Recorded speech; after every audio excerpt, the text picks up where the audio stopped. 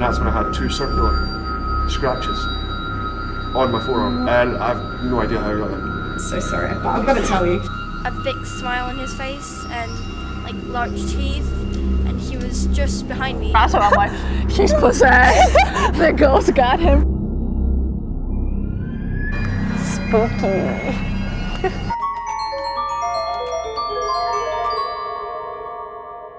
Welcome to Edinburgh, Scotland. We're so excited to be spending the next 2 days in this amazing city. We're right outside the famous Edinburgh Castle. Now we're gonna head down the Royal Mile Road and explore more of the history of this haunted town, right in time for Halloween.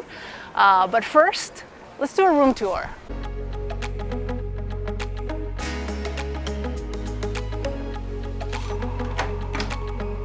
Oh, hello there. Welcome to our room tour. We are going to be staying in the Market Street Hotel for the next 2 nights. We're super excited about it. We got a deal through Hotwire, so we got 40% off the room, which is amazing.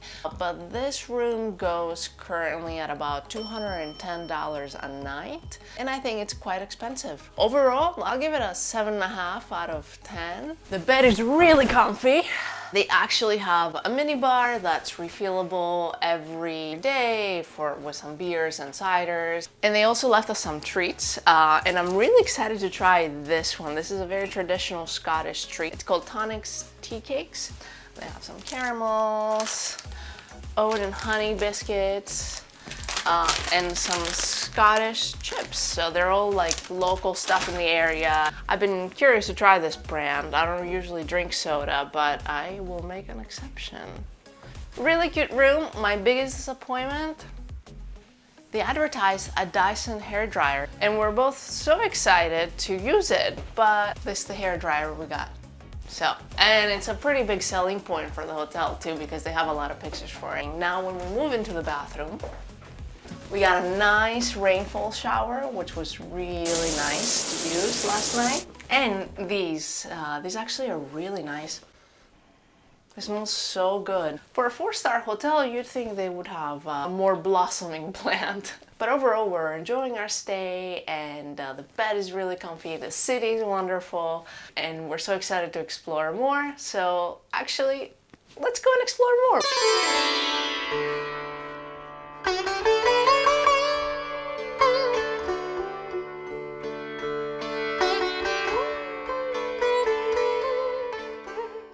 Alright, so we're actually in one of our favorite places in the UK, and we've been in this restaurant chain back in London, and when we saw that there's one here, we couldn't contain ourselves, so we came for breakfast. It's not exactly a Scottish breakfast, it's an Indian take on UK breakfast, right? So I got a bacon roll, but it's in a naan, and it's actually, the bacon looks to be more like what we know in the US. It smells really good. Basically has cream cheese, this like tomato jam sauce in there, and bacon roll in a naan. Can you go wrong with that? It's delicious. The naan is really good. You can tell it's like freshly made, like within the hour. The bacon's really good, and the combination of the cream cheese and this tomato jam in there, really, really good. We also got some masala beans just for some extra protein. Let's see how this is. I like the masala spices, so it's really, really nice. And our coffee and chai came in these little cups that are like so cute. I got the bacon and egg naan roll, so it's pretty much naan bread wrapped up with bacon, egg.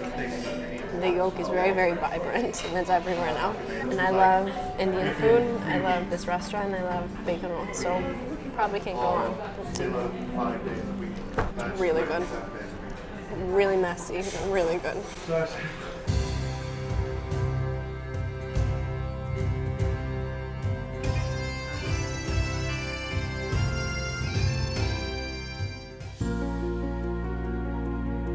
So right here, just outside of the Edinburgh Castle, is the Witch's Well, which is pretty much a memorial for the hundreds of women that were executed right here between the 1500s and the 1600s. Essentially any woman, men as well, that were healers of any sort or more into the natural world or also had any kind of mental illness were convicted for witchcraft, and unfortunately many of their lives ended right here. So it's, for such an interesting city, it's also a very, very dark history, and you'll see more and more of that during our time here. Also, the suspected witches went through a test, and that test was throw them in the water. If they float, they're witches. If they sink, they're not. Interesting. I don't know if it's in my head, but it's like the moment we came in this spot, because this is where they burn them at the stake, I can just like feel this weird energy, and maybe it's the Halloween season that's making me feel like that. Maybe it's a little bit the weather and the buildings around me, but yeah, really spooky. Spooky.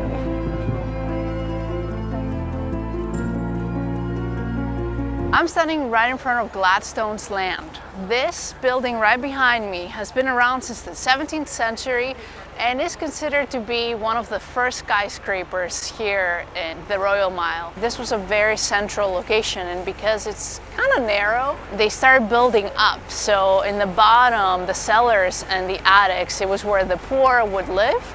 And then in the middle apartments, you had more of the rich living here. And that system of living was called the tenement. Right now we are in front of the Writers' Museum, which kind of commemorates the deep literature history of the city and Scotland in general. So many works of art have come from here, from Robert Burns, J.K. Rowling wrote Harry Potter here and was actually inspired by like the Gothic feel, the mysterious, moody feel of the city, which inspired her to write Harry Potter. The house that is now the Writers' Museum kind of gives you a look into what a true aristocratic home was like in the 17th century. So you can see how different it is from the other buildings even in this area. I think for me personally, I'm a really big lover of history, and anything, again, I'll say it again, like I always say, anything that makes me feel like I'm stepping in place of history is one of my favorite things to do. And from the first time I came until now, one of my favorite things about the city is how the buildings, the feel, you still feel as if it kept the original architecture and feeling of the city that once was.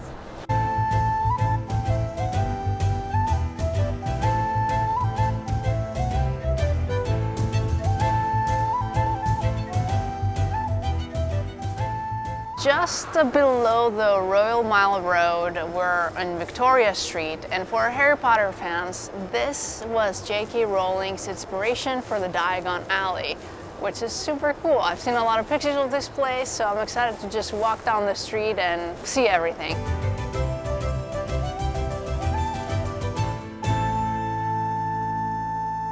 All right, well, I say we find ourselves a traditional pub and go have some fish and chips. Okay, first I gotta say that I got an innocent gum beer, which is a local Scottish beer. And part of the process is to stay in malt whiskey barrels, so it definitely has the taste. It's really good. I got the salmon and mash, which is basically mashed potatoes with a piece of salmon, veggies, and tartar sauce. Thing. It's very nice. The salmon is really nicely cooked. Yeah, it's very nice. Fits the spot. Nothing like super special, but it'll do the job. I got the haddock and chips, which the chips look really good. They're like chunky style waffle chips. Seems like a pretty good piece of fish. It's good. It's not the best I've ever had, but it's warm, it's crispy, and the tartar sauce is really good. Second take, because the salmon was not on the other one, so I've already tried it. But this is a personal favorite of mine and a standard dessert at a pub. It's sticky toffee pudding, which is a sponge cake drenched in toffee sauce. And anything that has to do with toffee or caramel, I just love it. And you have some ice cream on top of that. Oh, that's a big bite. It's gonna be a big bite.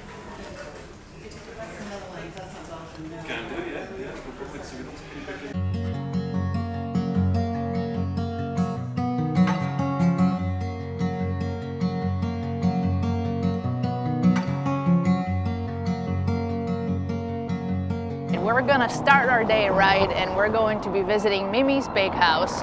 It's a renowned bake shop here in Edinburgh, and we're really excited to try its baked goods.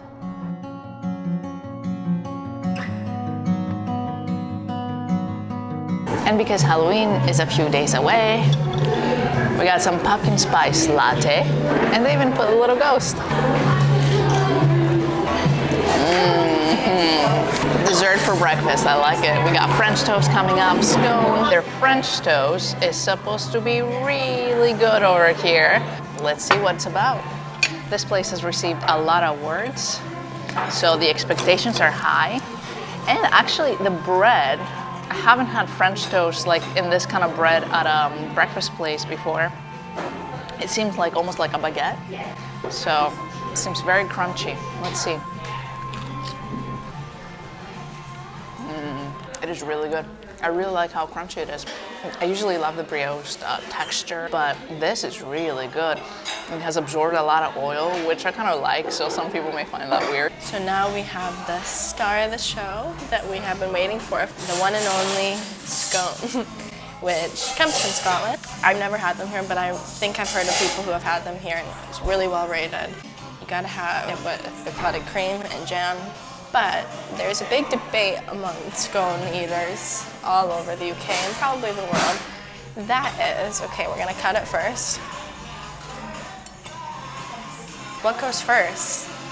The cream or the jam? I think the cream, because I like when the jam seeps into the cream rather than the bread, but let us know what you think. Cream or jam first? Let me just go in for the kill. I think it's a raspberry jam.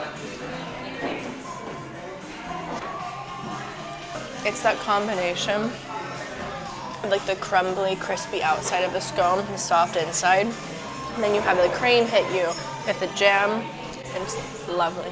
All right, Olivia has been building up the scone for so long. My mom makes really, really good scones, so I'm really curious to see how it compares. It looks a bit different. It's very good. It's really good. It's different than what I'm used to a little bit. I'm used to it being a little drier. The breading in here is so moist. Third time in the UK, and this is my first time going on a double-decker bus. And for those of you that don't know, there's double-decker buses everywhere, like every public transportation.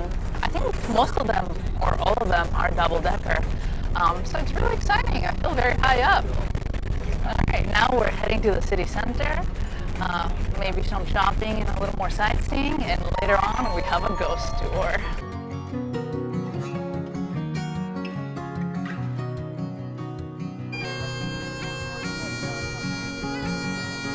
All right, we just finished doing a little bit of shopping.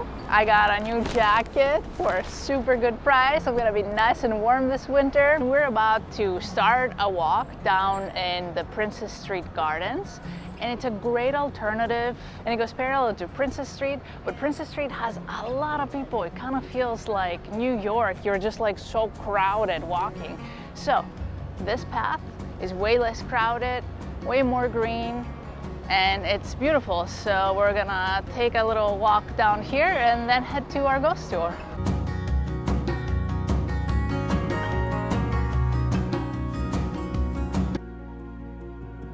Today we're going on a ghost tour, and it's supposed to be really, really spooky. I'm super excited. We're right in time for Halloween, and we may be seeing some things. We're filming this intro after we've already gone through it, so stick around.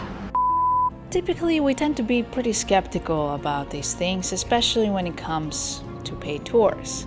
However, in the weeks leading to this tour, we were looking at a lot of reviews, and some of them seem to be pretty convincing that there is some kind of paranormal activity in there, from people getting bruises and scratches, even having photos to show the proof. So we were a bit freaked out going into this, and coming out of it. It's gonna get creepy here. I may even pee my pants. Almost. You're going to be our human sacrifice, yeah? That just means you go in the vaults first. If you survive, we'll follow. And if you die, it'll be like the witch trials. We just apologise, yeah? You see, we have always always had an issue with overpopulation. So our idea was just to kill off the homeless.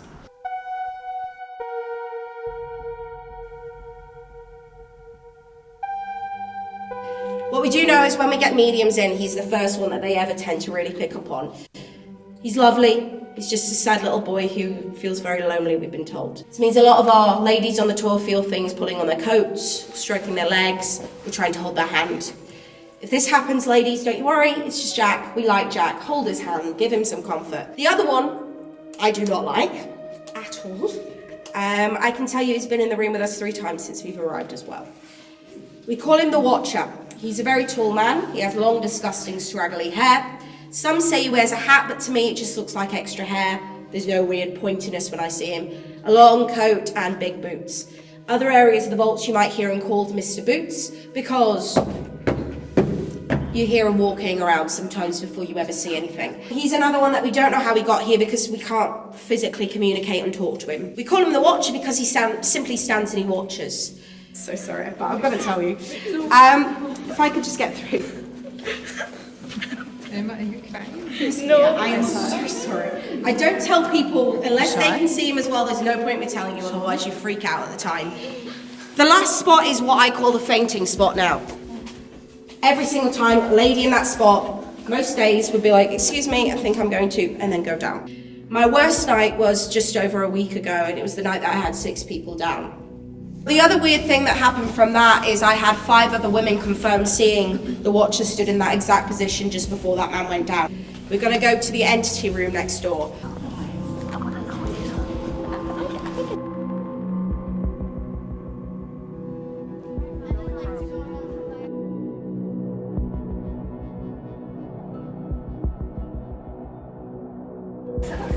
Ooh, bright. What is your name? Let's start there. My name is Zoe. Did you see anything? Actually, I kind of did see like a ghost type of thing. The guide called it a watcher. It was this tall man with a hat, and I saw something like that. He had like a big smile on his face and like large teeth, and he was just behind me, and I completely freaked out, and I looked behind myself, and it was absolutely nothing. And do you think you'll do another ghost tour? Yes, definitely. Perfect. Yeah, I come in maybe 3-4 times a year, and I will do painting, maintenance, like the painting of the, not that. So I was in here one night, overnight, painting, and I was painting this doorway, this one right here. So I'm painting away, but I have been in these vaults for the last 12 years. Wow. I know these vaults like the back of my hand. I spent a lot of time in here.